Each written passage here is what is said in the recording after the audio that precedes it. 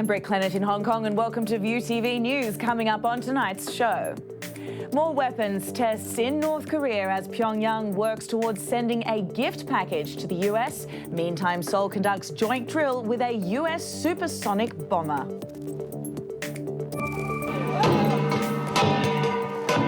Drum beats and colour on water as Hong Kong celebrates Chun-Eung Festival. Murder reconstruction on Black Hill. Police take suspects back to the crime scene to get to the bottom of grisly hiker death case. That was the sound of bomb experts detonating a suspected explosive object in Tsim Sha Tsui this afternoon. Well, we begin on that story developing here in Hong Kong. Police evacuated a part of Ocean Terminal in Tsim Sha Tsui this afternoon after receiving reports about suspected explosives outside the shopping mall. Reports say the object has now been detonated. Shoppers and storekeepers were evacuated from the ground and first floor of the mall after the suspicious package was discovered across the cruise terminal at around 2 p.m. Police cordoned off the area around the mall as well, but reopened it around an hour later. And we'll have more on that story as news trickles in, so do tune in at 11:30 for an update. Well, to mounting tensions on the Korean peninsula next, Pyongyang said today it's doing more weapons testing and threatened to send, quote, a bigger gift package to the US. It comes as Seoul announced it conducted a joint drill with a US supersonic B-1B Lancer bomber. Here's Graham Mackay with the details. More powerful strategic weapons. That's the order from Kim Jong-un as quoted by North Korean state media on Tuesday, a day after the test launch of a souped-up Scud missile. Pyongyang routinely broadcasts details of test launches the following day. Tuesday's report announcing the rocket was an improved ballistic missile controlled by a precision guidance system fired from a new mobile launch vehicle, and that Kim personally oversaw the test. State media quotes the Supreme Leader as saying the launch was a great leap towards sending a bigger gift package to the Yankees, a reference to North Korea's ultimate goal of perfecting an ICBM that could hit the United States. Meanwhile, South Korea has confirmed it held joint military drills with a US supersonic B-1B Lancer bomber on Monday, a move Pyongyang calls practice for dropping nuclear bombs on the Korean peninsula. Meantime, Chinese State Councillor Yang Jiechi is in Tokyo to renew China-Japan ties. A key focus of the discussions was, of course, how to deal with North Korea. Here's Tokyo correspondent Ma Yoshida with more.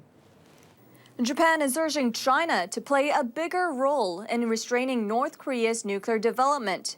Tokyo thinks Pyongyang's actions has reached a new level of provocation. China's top diplomat Yang Jiechi arrived in Tokyo to hold talks with Japanese officials on the same day when North Korea fired yet another ballistic missile that likely landed within Japan's exclusive economic zone. Ahead of the meeting with Japan's foreign minister, Yang met with Japan's top security advisor Shotaro Yachi, and they held a 5-hour discussion. And there, Japan's Yachi urged Yang that Japan and China should work together to pile up pressure on North Korea and make the country obey the United Nations resolutions. Japan and China have a difficult political history, especially on territorial issues. But Tokyo wants to put that aside when it comes to North Korea. Meanwhile, China seems to have a more cautious tone on joining hands with Japan. Ma Yoshida for us there in Tokyo. Now, the two women charged with murdering the estranged half-brother of North Korea's leader will face a higher court in Malaysia. This after a district magistrate court twice deferred prosecutors' requests for the case to be moved pending collection of documents. Indonesian Siti Aisyah's lawyer said the police and prosecution hadn't supplied the defence with documents and evidence needed for the case. Together with Vietnamese Don Thi Hong, Aisyah faces the death penalty if found guilty of killing Kim Jong-nam at Kuala Lumpur airport in February. It's believed they smeared Kim's face with nerve gas, something the United Nations considers a dangerous weapon. The pair say they were pawns in an assassination plot by Pyongyang.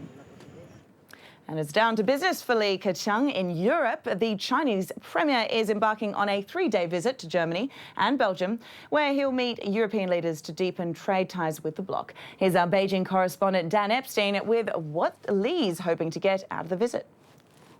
Well, Premier Li Keqiang arrives in China with hopes that his European counterparts will begin to be more amenable to this idea of China as being a champion for free global trade, and that China is a key proponent for addressing climate change under the Paris Climate Agreement. Now, a sticking point will be market economy status, which European countries continue to deny China, saying that China doesn't present an even playing field when it comes to European countries trying to access China's market, and that many of China's biggest industries are still state-run. Now, China will remind these European naysayers of the tremendous profits which these European countries are able to garner in China regardless.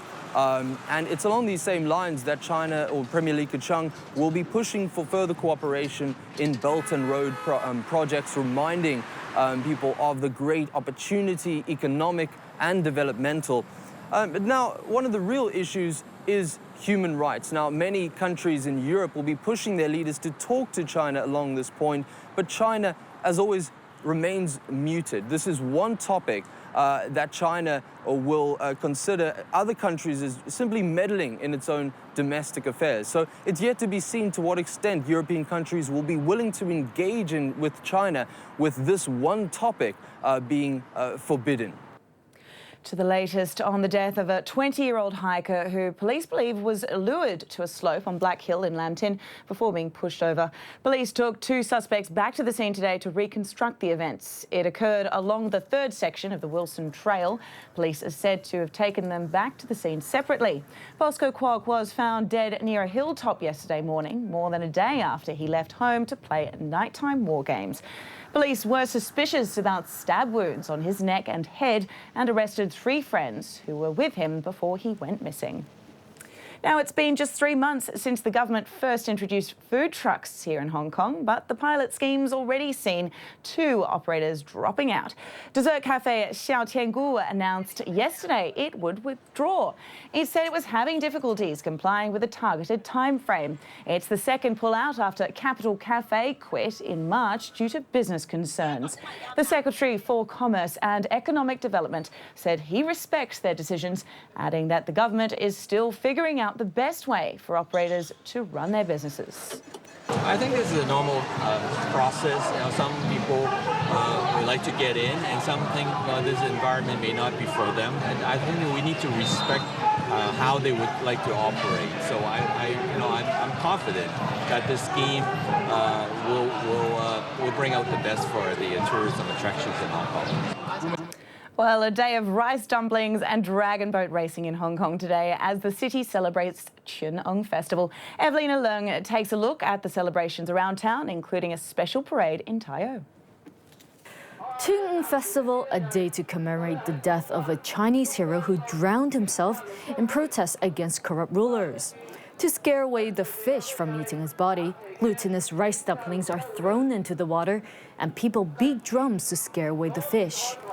The beating of the drums has turned into the annual dragon boat races. These races attract people of all ages, including students. These secondary schoolers have been among the prize winners over the past 6 years, and they're looking to extend their good results. Over in Tai Po, 17 races were held with 76 teams taking part. In Shingmun River in Sha Tin, the atmosphere was just as upbeat. Scores of residents lined both sides of the river, watching the rowers battle it out. A total of 24 races took place in Sha Tin, including one celebrating the 20th anniversary of Hong Kong's handover. This group of rowers taking part in 7 of the races say their aim is to finish in the top 3. These women say as long as they're united, they will win. During this festival, a water parade also takes place in Tai O. It starts off with local fishermen collecting the deity statues from the 4 temples in the area. Then they put them on sampans, which are towed by dragon boats through the waters in Tai O to pacify the wandering water ghosts.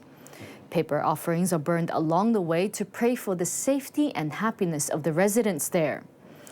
The event was listed on the 3rd National List of Intangible Cultural Heritage in 2011.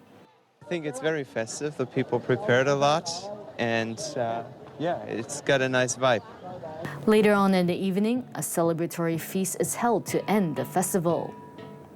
Don't know about you, Pam, but I'm going to have to duck out and get myself some of those rice dumplings after this. I actually got a head start. I had some last night, and I'll have them again tonight. All right, well, next, it's business with Pamela Ambler, of course.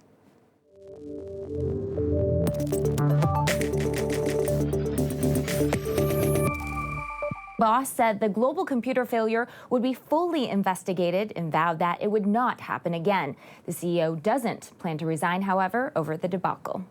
The actual problem only lasted a few minutes. So there was a power surge and there was a backup system which did not work at that particular point in time. It was restored after a few hours in terms of some hardware changes, but eventually it took a long time for messaging and for systems to come up again as the operation was picking up again. We will find out exactly why the backup systems did not trigger at the right time. Well, an estimated 75,000